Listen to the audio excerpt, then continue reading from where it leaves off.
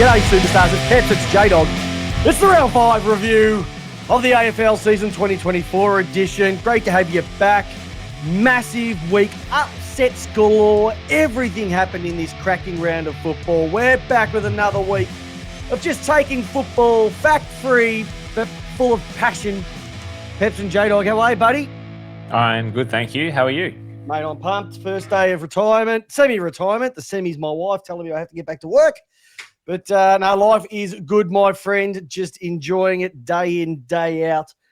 Got to watch a bit of footy on the weekends. Like I said, upsets galore. Last week, I was the tipping god in round 4. In round 5, I am now an atheist. Couldn't pick a broken nose, mate, if I tried. My footy tipping had more bangs than Stevie Wonder's toes. That's how bad I was on the weekend. Tough round, though. Tough round. Oh, a tough round. But isn't it good just to sort of put a bit of realisation that footy's back? Footy's back. We needed a weekend like that, Jdog. We needed teams to have a great week. We had other teams that had shocking weeks, and we had the Western Bulldogs doing what they usually do, which is just letting down everybody.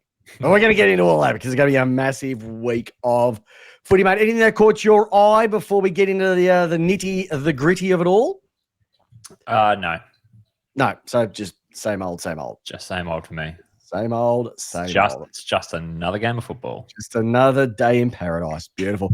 All right, buddy, we're going to get into the usual bits and pieces as we normally do. Thank you for everybody tuning in live. Thank you for everybody tuning in on the podcast as well, too. Now, if you're on our Spotify page, you can leave messages. But what we also want you to do is leave messages for us on the Facebook, the Lace Out AFL Facebook page. Leave messages for us on the Lace Out YouTube page. If you ask us questions, we will respond to them. We've already got Tommy Roker. We're already Mossy on the chat. They are going nuts already. We're going to answer all your questions. But before we do that, we need to go into the thing that we talk about every single week. And we know what that is, Big Dog. It is the ladder as it sits right now after round 5 of the AFL. And we're almost at the point next week where every team will have played 6 games. But GWS and Geelong on top of the ladder, unbeaten at this moment in time.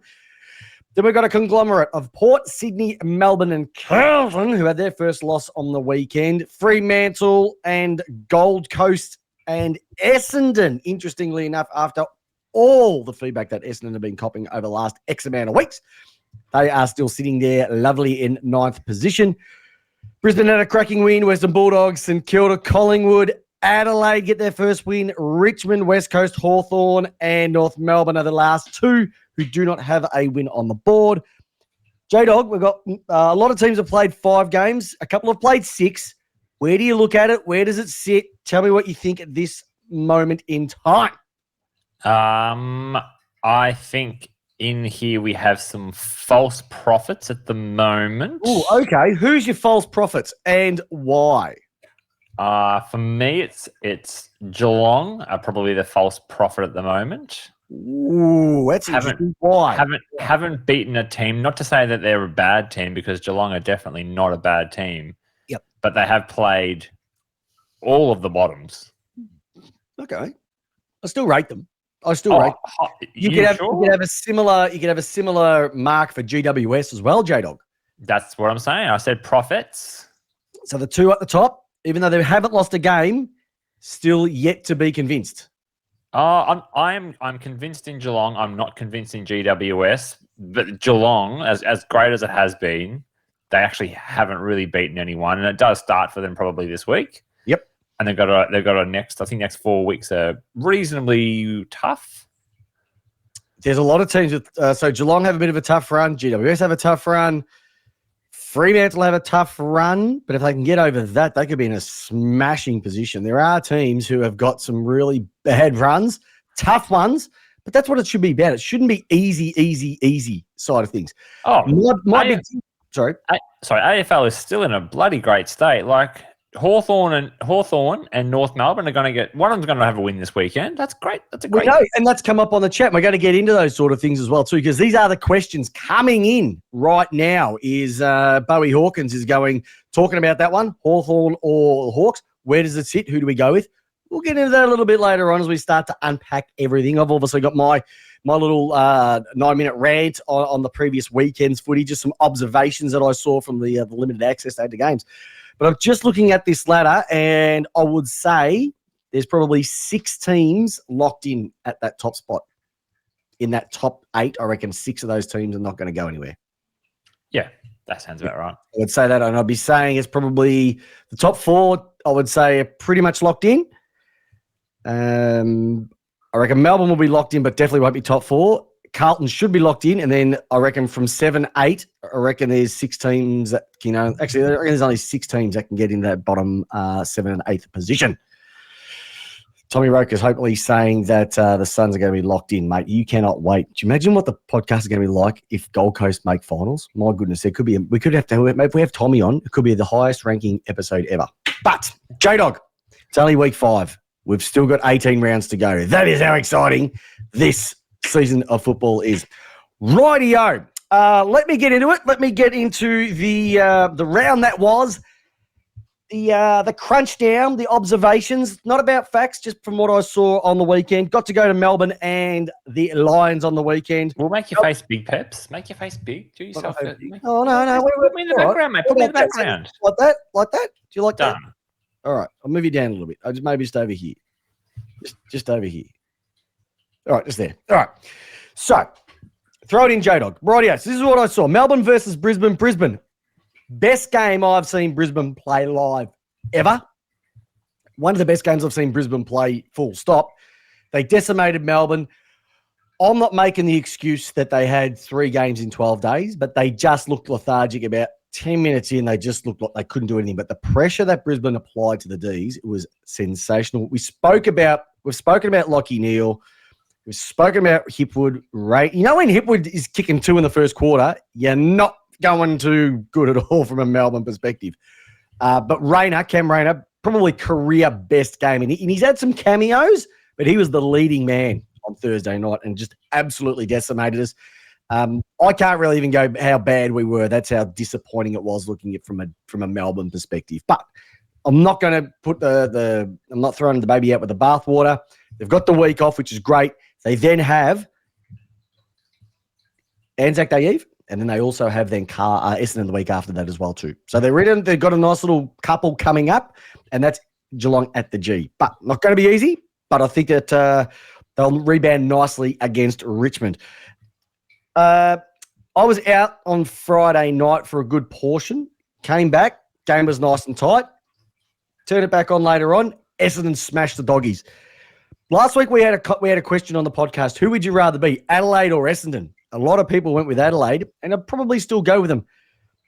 But I had no idea Essendon were able to serve this up. Now, what does it say?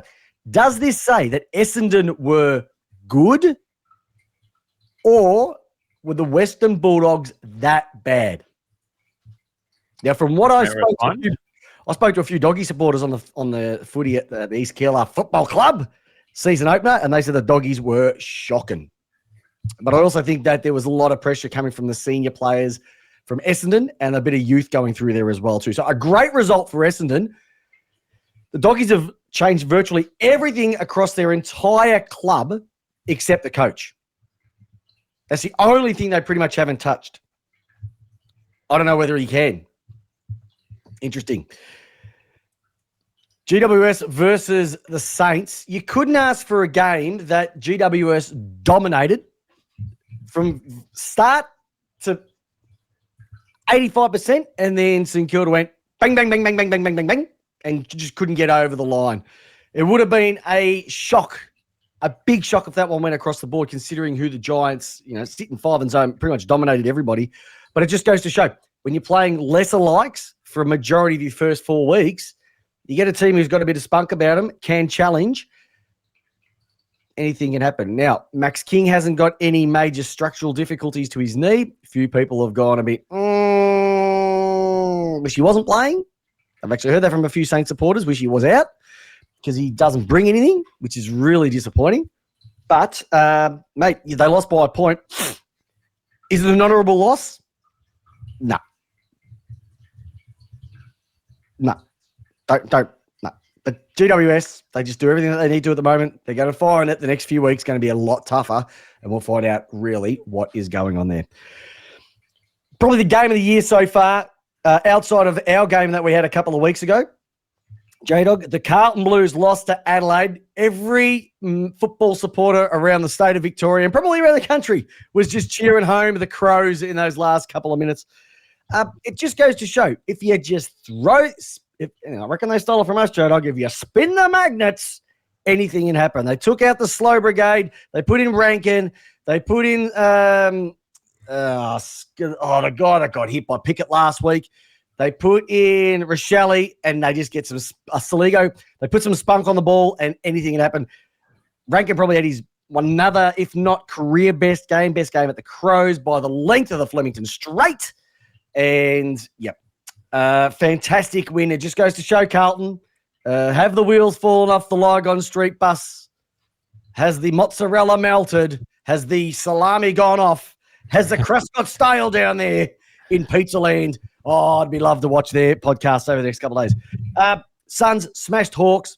Hawks are woeful. Absolutely woeful. And the Suns, they are going to be brutal. And you can already start to see that Dimmer Hardwick's gone, unless you're going to be cracking skulls and breaking hearts, you're not getting a game from my mob. And if you give this mob 2-3 years, they are going to be scary. There could be multiple premierships within this team. And the thing is that they've got that many to come in. It's just even getting scarier for the league. So it has another question about those whole academy side of things. We're not getting into that. Port Adelaide over Fremantle, mate. This is your mob. I'll let you get into it. But a cracking game, and I reckon it just came down to Fremantle can't score. Yeah, that's what happens when you decide to only kick about 10 goals a game to try and defend a lead like that. So, unfortunately, I think Port Adelaide's had this run as well where when you try and be so defensively minded, you inadvertently always keep the team close because it's only a 2-goal swing and it can turn the whole game. I think Port played averagely, to be honest. But I think that Freo is the most dour team to watch, and they've walked away with an 8-point swing where they could have beaten Carlton when they had them on toast with 9 points to go, and they had the exact same situation with the 2-minute drill. And Port came through, and they basically did. And I heard David King talk about it today and on Sunday night or what it was. Basically say that Port learnt their lessons from the Melbourne game when we had you guys on toast until the last couple of minutes. Yep. And Freo just need to be better. They've lost 2 games on the trot with 2 very similar losses. Yep. Oh, it was cracking. Cracking game of footy. Cracking game to see, and a cracking result for football all across the board. I've also got to throw in a bit of this, Jdog. 2 really disappointing teams on Sunday, talking about North and talking about Richmond. North just don't have a back line, and if there's no harder game in football is to go down to Geelong, to do it without a backline is shocking. Jeremy Cameron comes out and kicks one of these. Bags, bags, bags. We love it when they're kicking. Bags, bags, bags. It's got to be 6 of them. Yep, he came out and kicked bags with 6. He's a freak. He's just nothing more than a freak, that bloke. There's not really much you can say about it. They're just poor North. They're going to have to bring in some experience. But that's all I can say. You can keep bringing in kids, but they don't have any big bodies around the ball, and it's just way too hard. And then you have a look at the last game, which I picked. I did pick the Weagles. Cracking win. Harley Reid is all that he's cracked up to be. And Jakey Waterman, guess what he did, Jdog? Bags, bags, bags. We love it when they're kicking.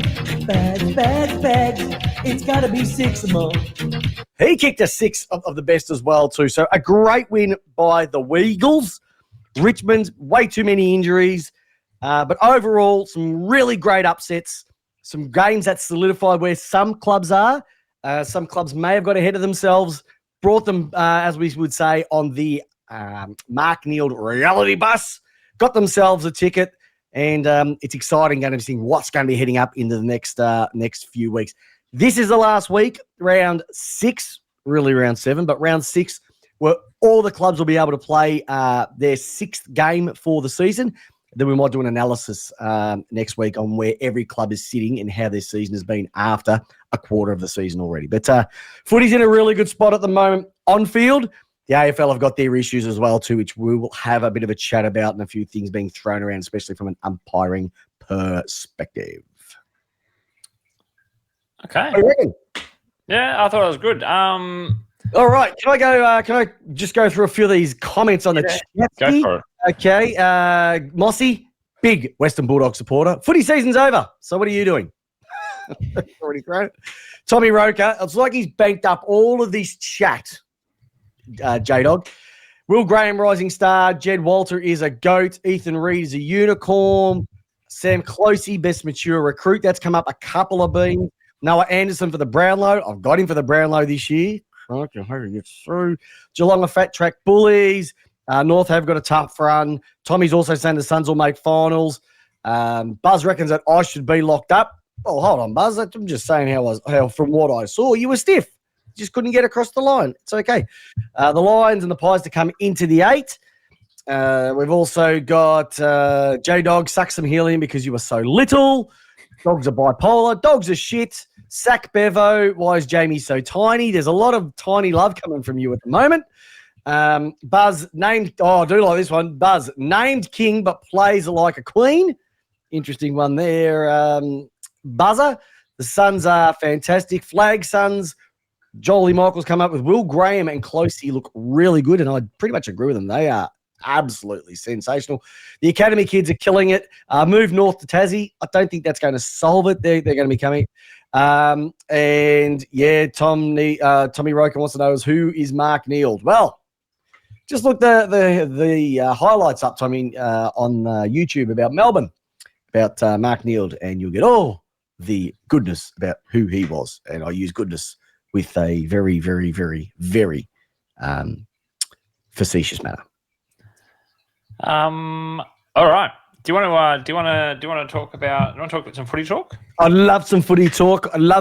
What have you got for me? So obviously, if people have been enjoying the show this year, we've normally gone into in-depth round analysis, etc., but you can get that from everybody else. So we're just going with topics that we feel that we want to talk about. If they've come from the weekend, we're definitely going to get into it. But some major topics coming around the league, and I've got one I want to raise with you, which does affect your team directly. But I'm going to start off with you, mate. Well, let's probably. I reckon it's probably going to be on the same thing. Yep. Today on SEN on Waitley's show. Mm-hmm. There's a segment that starts at around 9:30 that the Michael Christian comes on. Christian. Thank you. Comes on and he talks about the week of, and talks about the MRO findings and why they decided to do certain things like that. Yep. And obviously the big talking point was Crouch and Butters. Yep. One getting 1 and the other getting a 0. Both look like the same incident. And Michael Christian came on and he explained that they are not going to remove the collision from the game. So basically, Butters' intent was on the ball the whole time, where it was deemed that Crouch's wasn't the intent on the ball the whole time, and it was a football collision versus an act of a bump. Then, I know it's a long intro too, but I have to give the backstory. Then Dwayne said that Michael Christian has saved football with his comments on the Waitley show. Who said that? Dwayne's a flog. Well, this is my question to Peps my question to you is, Peps, did you hear the comments? Yep. And do you agree that has clarified what is and what is not constituted as a bump? I don't know. See, I don't think Crouch did anything wrong either. This is where it's killing me right now. It's all about the other person. It's not about you being able to protect yourself. Now, he went in hard and to get the ball. Butters did the same thing. They both clipped heads. A few weeks ago, they said, you clip the head, you're going to get weeks. Yeah. You clip a head, you don't get weeks. So I'm lost. And the whole thing that he came out with was, and this is where it's, where it smells like shit. It looked like shit. It is shit. When Christian came out and said, because Butters had his hands near the ball and Crouch didn't, he elected to bump and then get the ball, where Rosie had his hands near the ball. That was the difference. I'm just as confused, and I'm telling you now, if Pickett got a week for what he did, how Rosie didn't get a week for what he did stuns me more than anything. Butters, yeah, but because he clipped him. He clipped him, Jdog. Yeah, but it's a completely different incident. No, he clipped him. The head is sacrosanct. And this is now leading to a topic. This is a topic. Yep, and it doesn't matter. See, Craigie Jones has come out and saying Butters didn't even attempt to brace himself. He was completely bent over, and it was the ass that got Banfield. Well, you know what? That was very similar to the ass of Trent Cotchin that got Cornelio in a prelim and got him through when he shouldn't have played. It's confusing. Nobody has a clue what it is. And the bloody GBS has kicked in again, J-Dog. The GBS has just struck another chord in round 5 of the AFL. Well, GBS, for those who have never come across that term before? Good bloke syndrome. There's good bloke syndrome and there's bad bloke syndrome. And good bloke syndromes get off with everything. Bad bloke syndromes, no matter how minimal, will get pushed through the roof. And you got no-name syndrome, which means if you're a no-name, you're going to get treated a hell of a lot worse than somebody with a name. Okay, so I am probably... And you've got to take your hat off here. If you've got to take the Port Adelaide hat no, off. I will. I thought Cozzy's the week before was stupid. Did he deserve a week? Probably not, but by the letter of the law, clipped him on the head, got a week for stupidity.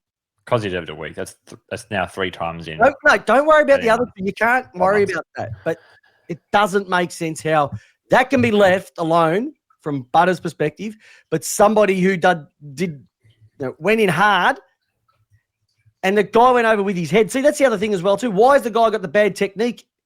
He needs to fix himself up as well too. Like usually when there's a collision, there's 2 people involved, not just one and the other one's just the negative bystander. You've got to protect yourself more, and he never protected himself. I agree on all those points. And this is where it comes down to, for me, it comes down to what did they see? I think Butters barely clipped the head where Crouch was a little bit more forceful. But I agree on the point that the AFL are trying to tell us over, and Laura Kane has said that they are going to be a lot stronger on this year. And then I think this has failed the acid test. Probably every week there's been an incident where this has failed the acid test a little bit. The sniff test, it stinks, J-Dog. It is the pub test. It's the sniff test. It's the Marbo. It's the Serenity. It's everything involved right here. Nobody. The only people who said it wasn't a reportable incident are Port Adelaide supporters. And I'm being genuine here. Very similar to the people who went, well, Cozzy got off. Should get off with Melbourne supporters. But when you look at it, it's stupid. But the good bloke syndrome, which originally started with Lenny Hayes getting into the AFL Hall of Fame, has now struck with Butters. Butters is one of the chances for the Brownlow. That's the only reason he didn't get. That's the reason why he got off. I would call that early. He clipped the guy in the head, got off. I'm more happy to call something like that if it was around 18 or something. Then I'd be like, this is a complete conspiracy. It doesn't matter. I'm telling you now, J-Dog. I'm telling you now. He got a week. So where are you? Are you any clearer now on what is a bump? Idea. I've got no idea. Yeah. I've got no idea. Craigie Jones is saying that a lot of players were saying it's fair. Some people saying it's not fair. I agree in the principle of that. Can I deep down? deep down, as a football lover, I love the contest of two people going in. Yeah. Right? Love it. I'm taking all that away and I'm looking at it from an objective. I'm trying to understand what's going on from a rules perspective, because if I tried to pull somebody in to watch our game for the first time and say, watch these two collisions and tell me what the difference is, someone would go, I got no idea.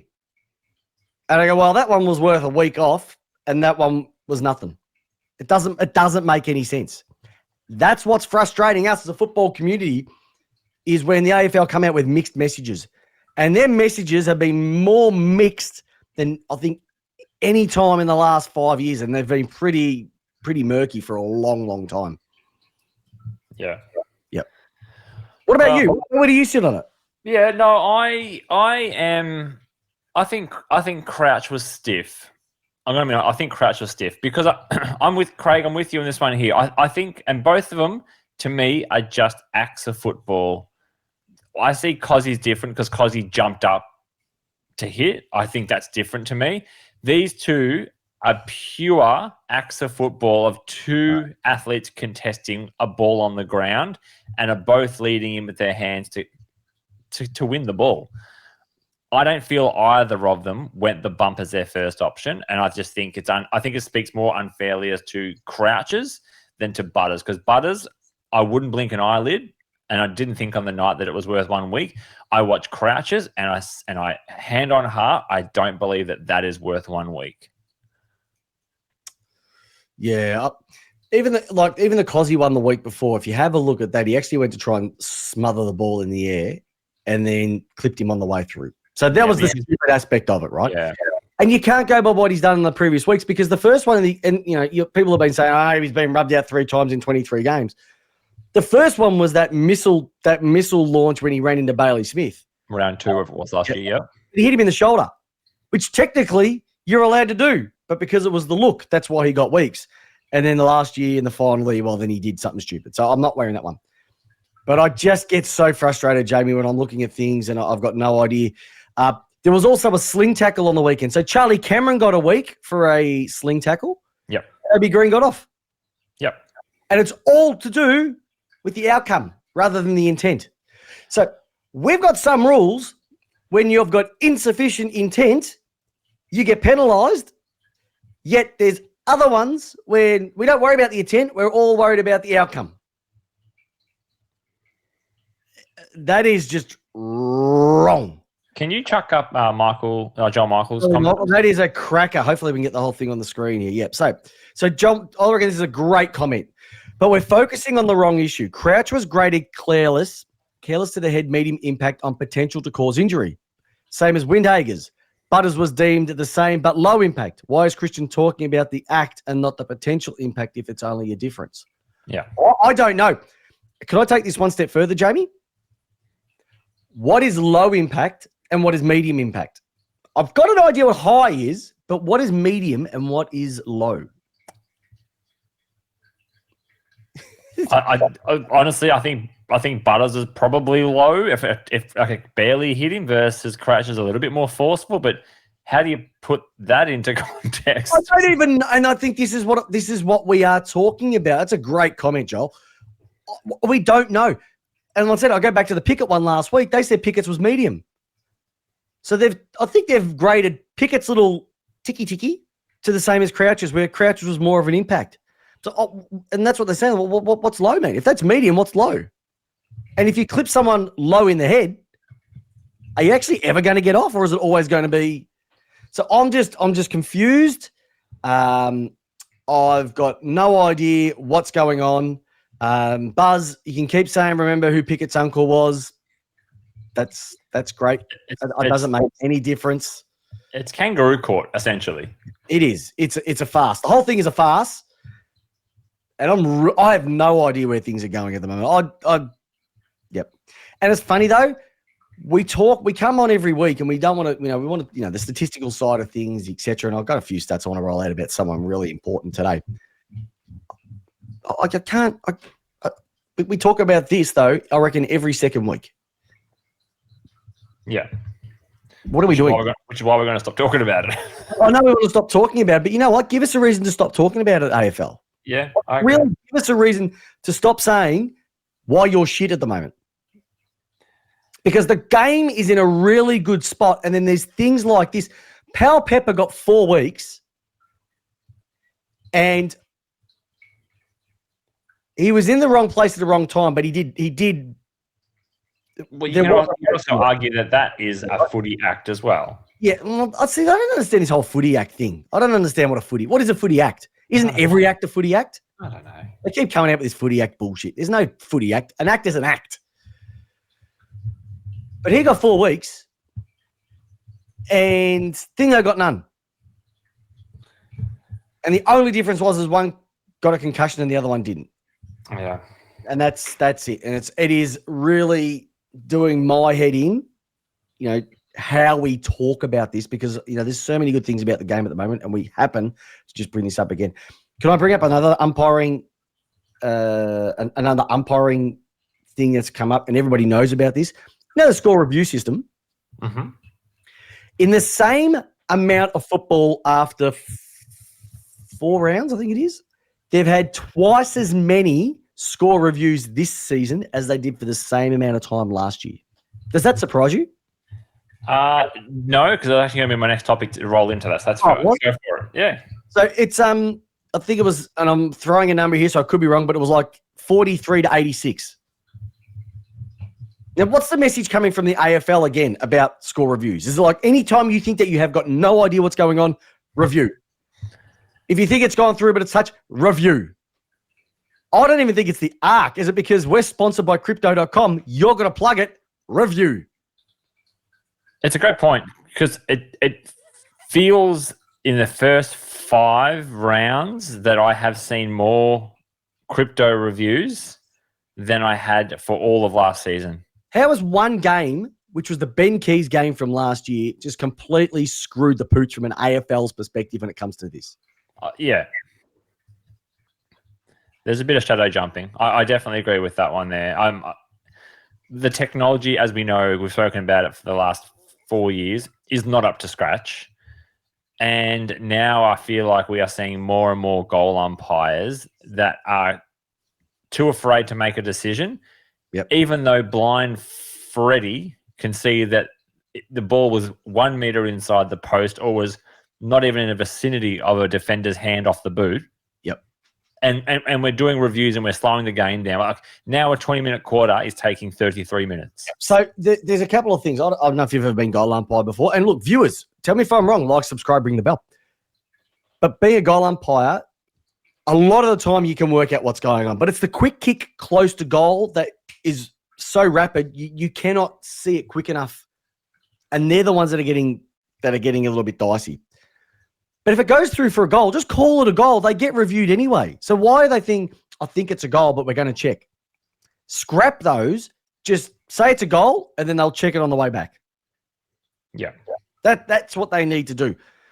The other thing that's starting to creep in, and this is where the game is really going to get frustrating, is I'm paying dropping the ball. If you don't call it a point, I'm going to pay dropping the ball. And it shouldn't be that, where they're starting to have decisions before a score's going through that are starting to little creep in.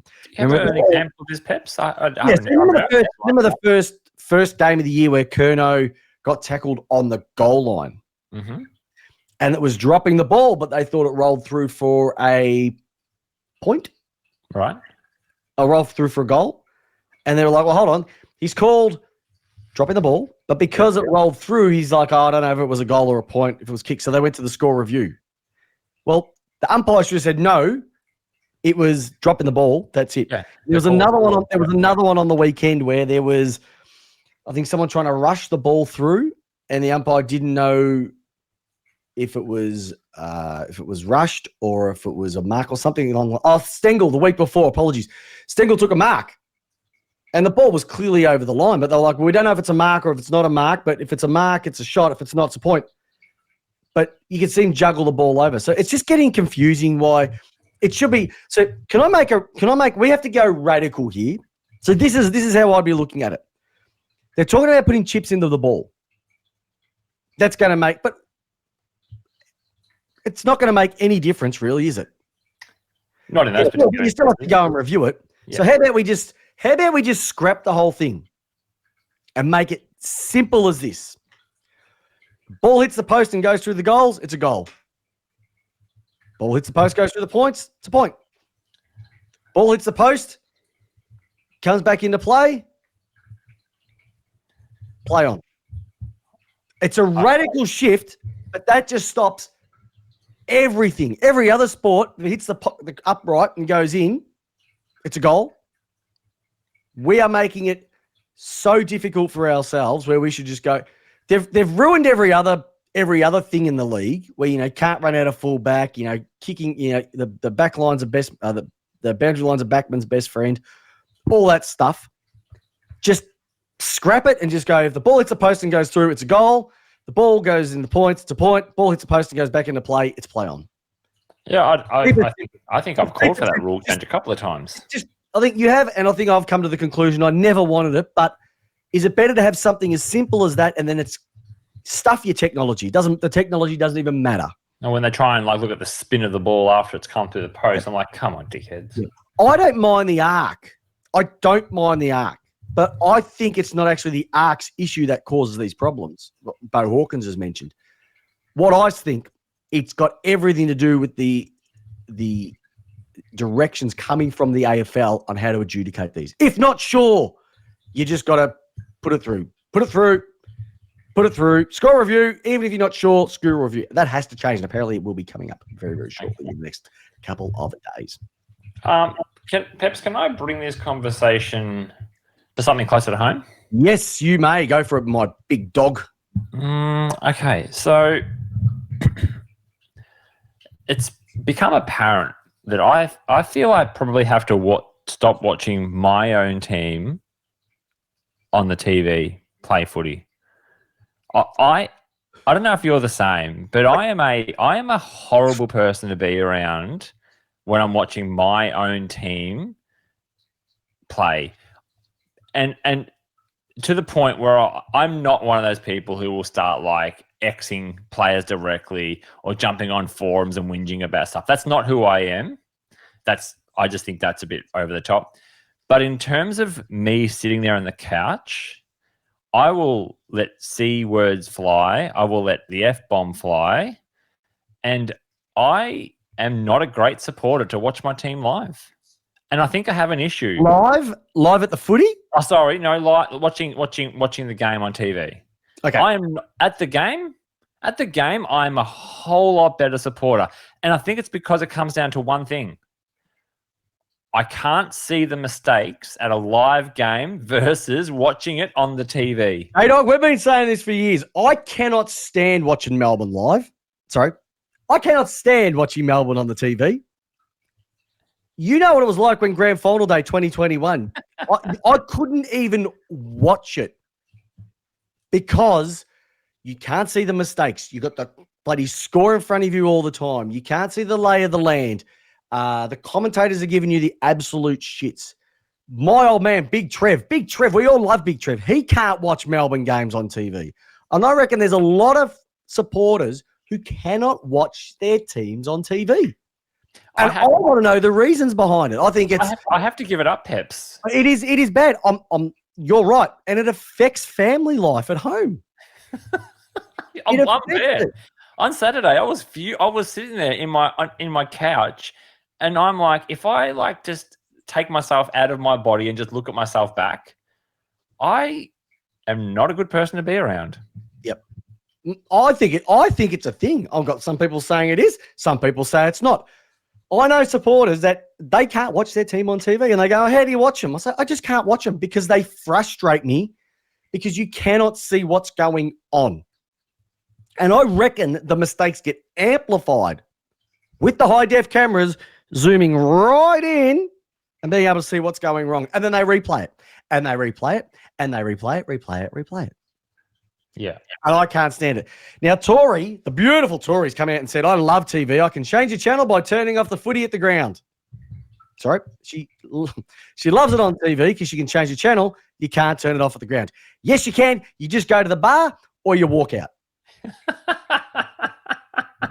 You just walk out. But no, yeah. It's true. I'm with you 100%. And I don't know. I think the older we get, the less tolerant we are. And it's just frustrating. It is frustrating. Yeah. Yep. I agree. You can't see the chaos can't. of a live game. No, you can't. But when you're watching it, you can see Lockie Jones drop off a player. That player gets free and kicks a goal 35 out. And you're like, yep, where are you, Lockie? You just get angry. So how do you solve this, Jdog? Do you know what I'd love? You know, I reckon there's one way that they could solve this. If they gave us access to behind the goals coverage and you could just sit there and watch it from behind the goals, how good would that be? No commentary. It'd be worse for me. No, because you'd see the whole ground. You could see where everybody was running, not shot after shot after shot after shot. You just see the whole ground. I reckon that'd be perfect. I would love that. Just be able to see. But yes, I know that there's a lot of people who can't watch it. I can listen to the radio, but I can't watch the footy. There's some people here that will watch the footy, but they'll change who is doing the commentary because they think the commentary leads a lot to it. And I think that's actually pretty true, pretty true in what they're saying. And there's some people just who have no issue with it. And when I'm watching other teams and other games, there's no problem whatsoever. It's my own team. Yep. Agreed. 100%. Yep. We agreed. Like, subscribe, ring the bell. Let us know in the comments, viewers. Are we right? Can you watch your TV? Can you watch your team on TV? We can't. Tell us if you can, and if you can, why? And if you can't, give us the reason as well, because I'd love to hear it. Something that's coming up on the chat, Jdog, a fair bit. Commentary. Has commentary of TV football got worse?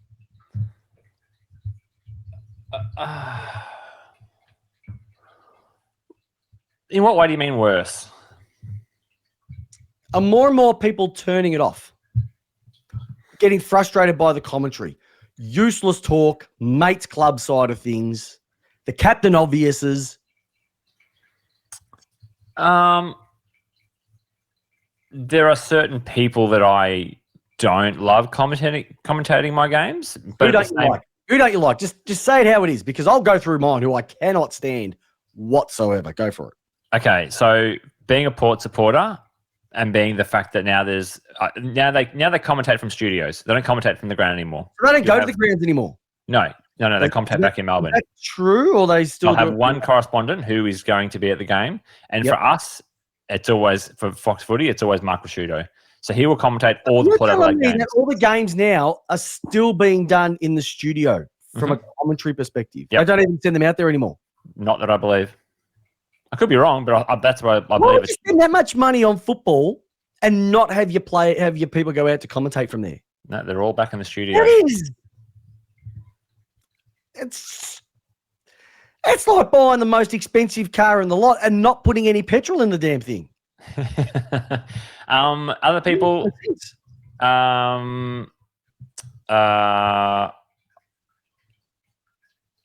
are other comments. I mean, I used to really hate Dermy. Like, he used to give me the shits in a big way.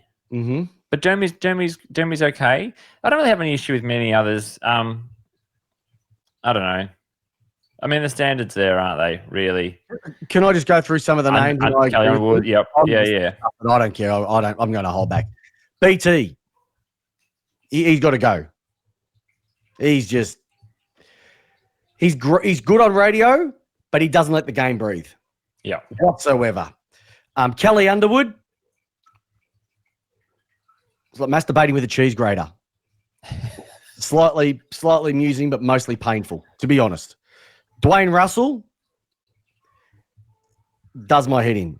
Dermy, just, mate, any chance of you saying something in 25 words than 2,500 words every single time? Every time. Yep.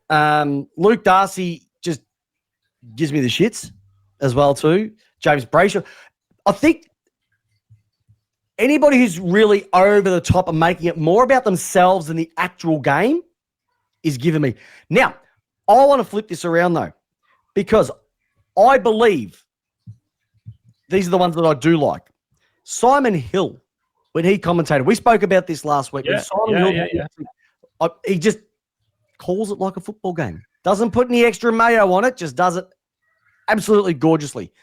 I love Alistair Nicholson when he brings it to the yard as well. I loved when Stephen Quartermain did it. I love when Tim Lane did it. I look back and think about Bruce, special, Cyril, delicious, everything there. And I go, I wish I could have him back now. Because sometimes what you lose, you realize that you want it back. The Jack Dyers, the Lou Richards, they just kept it real. They just kept the footy real. I like Hutto, I must admit. I like Jared Wheatley. I like these who just make the game about the game and not about themselves. They don't make it a boys' club. Yeah. Dennis, perfect. Dennis was the GOAT. Yeah. Right? Bo Hawkins has got a really good point, and I totally agree with this. I think the crossover. So I think that there are radio commentators, and I think that there are TV commentators. Yeah, I agree. And with radio, you lose the visual, so you have to have a bit of something there. So I think BT and JB, and that's where I probably am a bit softer on them, because for me they're the Triple M footy Friday, Saturday nights, and I really enjoyed their shows they put together on those days. So I'm a bit softer on them. I know some people just cannot stand them, and I totally get that. But I think what you're saying there with like Matt, with Hill, Cometti, Waitley, Hutto, they are traditional media commentators. Performers. They are. They're television presenters. Yeah, they're not just crossing over. And like even things like Hodgie with his Captain Obviouses all the time. Like Richo's the same. Richo's the same. I don't mind Richo. Richo, he plays his part nicely. Yeah, I will admit. But I just cannot stand the fact that I can see what's going on the TV. I don't need to be told. They're down by 48 goals, but there's still 7 minutes. Anything can happen. No, be realistic. When the real ones go, look, I don't think they've got any chance of coming back in here, but I could be proven wrong. Like, don't try and create false excitement. It does not work. Those other ones just call the game as it should be called, and that's why I absolutely love Howie's good as well too. But you know what?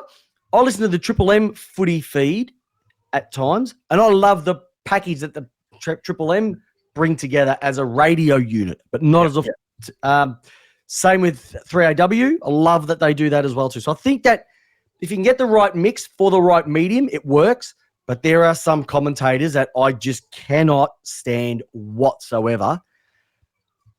And it's getting to the point now where SEN have brought out their sync app where you can go ahead and sync their radio coverage with your TV signal, and so you don't have to listen to the ones on the TV. And it works, and it is gorgeous. Give it a crack. Definitely give it a crack because it works. Bring more horse people across to footy. Well, Tommy Roker, I think he's done it best. I would prefer either of you guys any day. So that's either giving us a really nice pat on the back or a nice kick in the nuts, depending on how you really like your commentary, ladies and gentlemen. But I want to hear from you. What do you think? Who do you like? Who don't you like? And remember, please like, subscribe, ring the bell. All right. Peps, I think that probably brings us to the end of tonight's topics. No, I got one more. Oh, what do you got? Can we just put our hands together for the great Jason Dunstall being announced as the 32nd player to be elevated into the AFL Hall of Fame? That is snaps, claps, Jesse James in the holster. He finished his career in 1998 as the third most prolific goal kicker in VFL AFL history with 1,254 majors, trailing only St Kilda and Sydney great Tony Lockett and Gordon Coventry as well. He was brought into the Hall of Fame in 2002 and 22 years later has been elevated to it as well too. Kicked the 100 goal mark 6 times. 145 goals in 1992. Some people don't even get to half of that and they win a Coleman these days. That's how ridiculous it is. Personal best of 17 goals in a single game against Richmond, round 7 at Waverley Park, 1991. And I remember he had 11 to half time that day as well too. The other cracking stat that I got out of this was he reached that 1,000 goal mark 3 seasons faster than any other player. Did you hear that today? Yeah. That just goes to show how good he was. Yeah, And- 249 games or 248 games. And do you know how we say that there are players who played in the wrong time frame? Such as we've said, Jeremy Cameron would kick 1,000 goals if he was playing in the 80s or 90s. Mm-hmm. He's the perfect example of just being caught in the wrong place at the wrong time. Now, mind you, he did get 4 flags, but he had to go against Dunstall. Dunstall. Lockett. So we say it all the time. Dunstall, Lockett, Ablett, Modra, Kernahan, Jakovic, all the guns from across the league. And he has just probably been the best out of the lot. From a purist full forward perspective, he was absolutely sensational. Just saying that, Peps. Yep. As a almost 40-year-old guy. Yep. You just saying that almost like sent tingles on my back of like when footballers were footballers. Like that just footballers are athletes. I even forgot Simon Beasley in there. I think we're going to be like that era of forwards is the golden era of football for me. Mate, it was the golden era of forwards. It was the golden era. I believe if you ever look at the midfielders running around at that time as well too. I didn't even throw Modra in there. All absolute guns. Even Harry Loftus, absolute superstar. His son's playing for the Essendon VFL team as well too. Just an absolute champion, well deserved. And and Buzz, funny enough, Buzz is also giving him a pat on the back, but also just let us know that there is also only one Tony Lockett as well too. Yes, and we love Tony Lockett. Don't get us wrong, but this is about Dunstall. The other, now this is actually one that I'm really happy about as well, is that there was a bit of an inkling from Andrew Dillon, and I like what he's doing already with his tenure at the AFL. Ben Cousins might be a chance for the AFL Hall of Fame. And you know what? He should be in there. Now, we know he's had all these dramas off the field, but he has pretty much brought himself back from the depth of despair to get himself into a position now where he looks like he's back to his old self. He's still got a rig that most of us would dream of, but I think he should go in. He should go in. Now, there are people who are going to say no. I'd love to hear why, but he deserves it. He's put himself through hell. He's put a lot of people through hell, and he made a decision to either keep going down this route or do I go and change the way I am as a person, change the way that I am, and he's pretty much done it. He's going to be on the next Dancing with the Stars, so get ready for that. But yeah, there's a bit of feedback coming through, so interested to sort of hear what people are going to be saying about that. What do you reckon? I mean, it's a bigger conversation there. You remember just last week we've heard about Carl Dietrich. And then there's a broader conversation of should they be in, should they be out, can they be removed? Ablett, where does he stand? There's a big conversation. Well, Ablett's in. Yeah, but whether he will one day, all that sort of stuff. Yeah, I reckon he will. I reckon he will. Yeah. The Carey, all those sort of types, all those problems he's had. Yeah, I think Carey's had more issues than Ablett. Even though Ablett's had one big issue, if you put a collective on them, I think Carey's had a lot more. It was quite a big one. It was quite a big one. Quite involved of lots of things. There's a big story behind it. Yeah. If you don't know what we're talking about, just Google it. Google it. We're not talking about it. We're not talking about it. We don't want to. Allegedly, we use the word allegedly. Allegedly, a senior was involved in lots of things. Yeah, not junior. Junior was a gun. Anyway, do we close the show, Peps? No, I just reckon one that's come up a couple of times is Jason Ackermanis. Should he be in the AFL Hall of Fame? He's already in there. Yep, he's in there. Yep. So Acker's in the Hall of Fame. Deserves it. Gun. 3 flags. Yep. Rightio. I'm just reading. I'm not going to go through them. All right. So, that's it, ladies and gentlemen, boys and girls, children of all ages. Cracking show tonight. Got a lot. Can we believe that an hour in? So, if everybody's joining us on the chat, hey, if you're liking what we're doing on the YouTube channel, on the Facebook channel, let us know because we keep doing it for you. Ask us questions. We will bring them through next week. We'll address anything that you bring up.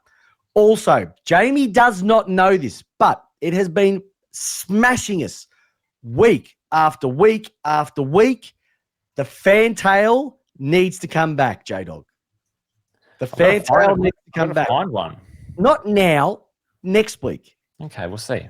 Put them in. All right, We'll see. But fantails are going if I do the fantail, you've got to leave us a voicemail on Facebook. So send us a message. Just jump on Messenger, type in Lace Out Podcast, and then just hold down the record button and leave us a voice message, and we will respond. We'll play it on the show next week as your audio file, and then we will respond with your answer. Oh, actually, good point. Sorry, Bo Hawkins. One thing that we haven't done, which we normally do rounding off the episode, we've just been caught up in our own chat. Games we're looking forward to this week, and I reckon there's some absolute corkers. There could also be season-defining games this week, Jdog. You got Thursday night, St Kilda Doggies. Imagine the Doggies lose to St Kilda. Not to say it can't happen. Crows, Essendon. So, two teams we spoke about last week saying which team would we rather be. We went with Adelaide. They both had cracking wins. Now they're playing each other this week. 2 men into, 1 man leaves. You've also then got your mob and Collingwood. It's a great. That's a cracker. Carlton GWS. You're on that game too. You're on that game. That's going to really prove Carlton GWS who is the real deal. If Carlton are the real deal, they have to beat the Giants, and if the Giants are the real deal, they should beat Carlton. I know that's an oxymoron in itself because one of them is, unless it's a draw. But that's a standalone game. Brisbane versus the Cats. You could also say the Cats have had a bit of a softish start to the season as well. Brisbane, are they back? Are they not back? The derby is on as well. So the Eagles and the Dockers. The Eagles will be buoyant after their win last week. Sydney versus the Suns, and the Suns have a really good record against the Swans at the SCG. And then rounding it off, one team is going to win, which is either going to be North or it's going to be the Hawks. Someone's going to get their first win for every game next week is one that I'm looking forward to, and I will be back with my tips on YouTube this week, and I'm looking forward to it as well. Can I say now, Peps? Yep. Just quickly, I'm not looking forward to an 8-10 Saturday night game. I hate 8-10 football night games. Is that the time that your game starts? 8-10. That's the time when the West Coast Freo game starts. 8-10. Double header Saturday night, which I already hate. I hate an 8-10 start. That game won't finish until 11 o'clock. It's 4 games. Yeah, that's ugly. Yeah, but you're not teams that play, so it doesn't matter. No, I'm going to the Collingwood game though. Oh, that'd be a good one too. Going with the wifey? No, I'm actually taking my son on a little father-son trip. We're going to meet up with another dad and his son. If you see Jdog at the footy, give him a pat on the back and say, "Great work, Jdog. Love the work that you're doing at." I don't know where I'm sitting, so I might not be anywhere. I might be incognito. You're never incognito. You're too good looking to be incognito. You're in demand. That's what you are, my friend.